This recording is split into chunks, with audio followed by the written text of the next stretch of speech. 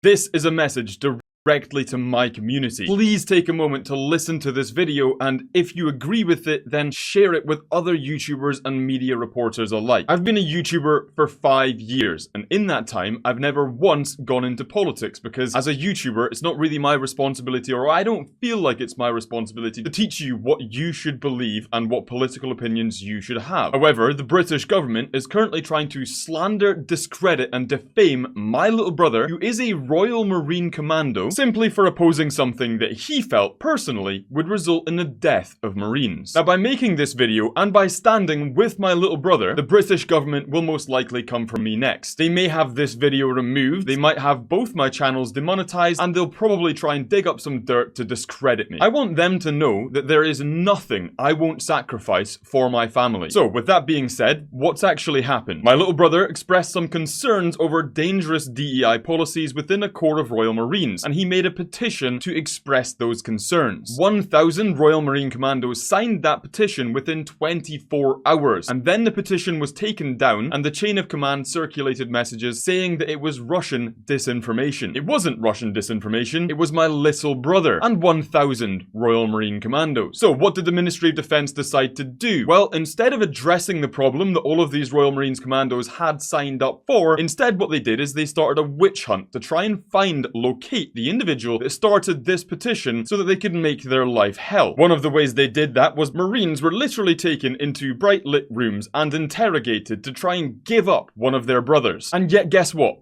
Nobody gave him up, because the bootnecks have got principles, something the chain of command could take a lesson from. Now, after weeks of intimidation and threats, my little brother began to feel bad for his friends, for the guys around him who were all being threatened and intimidated by the Ministry of Defence, and so he went to his chain of command, put his hand up and said, "It was me that started the petition." And so what did they do? Well, they flew him down to the main mod Ministry of Defence building in London, on the other side of the country, and interrogated him, where they threatened him, his career, and his family. Well, guess what? I'm his family, and I'm gonna shine a light on your total abuse of power, you shameful, pitiful, weak cowards. Now, after his first interrogation was over, he then went on holiday with his wife to decompress. But guess what happens next? He then arrives back into the United Kingdom, where on arrival, there's 5 police officers waiting for specifically him. He's then dragged into another interrogation room, this time under the Section 7 Terrorism Act.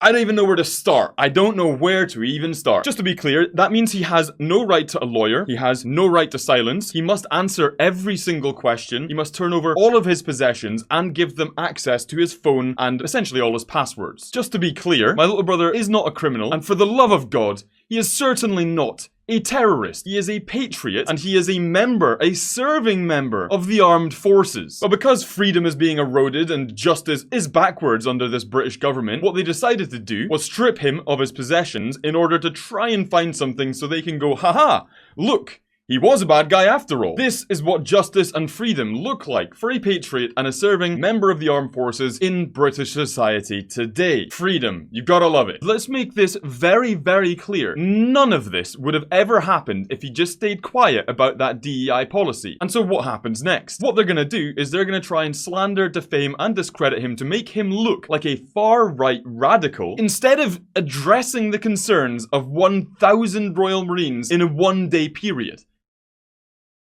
Sure, the reason they're trying to do this is because they're going to make an example of him. Because if they crucify him, then nobody will ever again have the courage to stand up and resist this ridiculous political brain rot. Now, this sort of thing only ever happens because my little brother doesn't have a platform. He's an elite soldier. He doesn't have social media, and he has no ability to amplify his voice, which is why I am here doing that for him. I will give him that platform, and I will give him that voice. I ask that everybody watching this spreads this message far and wide. Asmongold TV, Elon Musk, JD Vance, hell, even send it to Donald Trump. I don't care. Whoever is willing to show that the British government that recently claimed that we have a free society and freedom of speech, this is what actually happens. This is the reality. This is what happens if you actually stand up for what you believe. Remember, all of this spawned from him being concerned about people dying in battle. And this is the response. So YouTubers, anybody else who's listening to this, reporters, I ask that you stand up for your principles and you stick your neck out. We are slowly losing our freedoms and our society is eroding and decaying in front of our very eyes. And to those of you who are pushing this agenda, be aware that we have already recorded part 2. We know the playbook, what you're gonna do next with trying to slander and defame him and make him seem like an extremist so you can discredit and ignore his concerns rather than actually just addressing them. And I will be releasing that soon if this continues to go downhill, because we know what you're gonna say, we know what you're gonna do. It's so unbelievably predictable because you've done it a million times before. All of this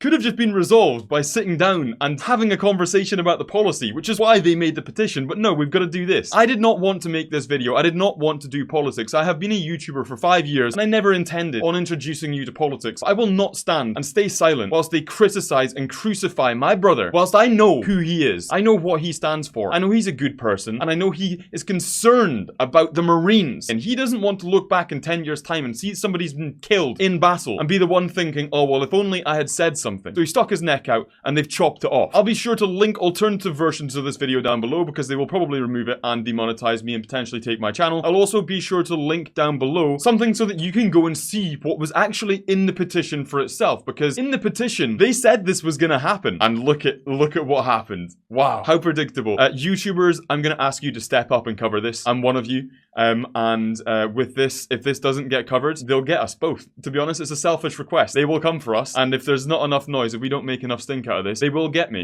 They will come for me, and they'll come for my little brother. And that'll be it. So we're making a stand, and we hope that you will stand with us. Sorry for getting into politics.